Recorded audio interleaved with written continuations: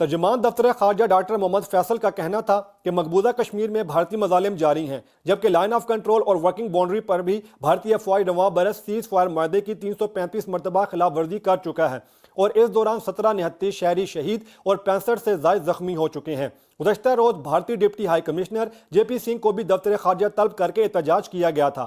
दफ्तर खारजा कहना था कि वज़ीर आज़म शाहिद खाकान अब्बासी इन दिनों तुर्कमानिस्तान के दौरे पर हैं, जहां से वो अफगानिस्तान जाएंगे। पाकिस्तान और रूस ने अफगानिस्तान में दाइश के बढ़ते हुए असरसूख को खिते के लिए खतरनाक करार दिया। दोनों ममालिक खिते में दहशतगर्दी के खिलाफ न सिर्फ नमुर्द आजमा है बल्कि हर सतह पर दहशतगर्दी की मजम्मत भी करते हैं।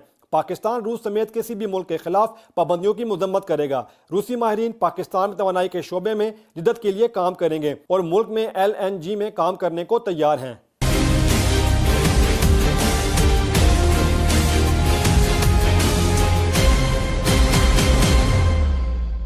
Please subscribe to Humsub TV and hit the notification icon on the screen to get the latest updates of our channel. Thank you for watching Humsub TV.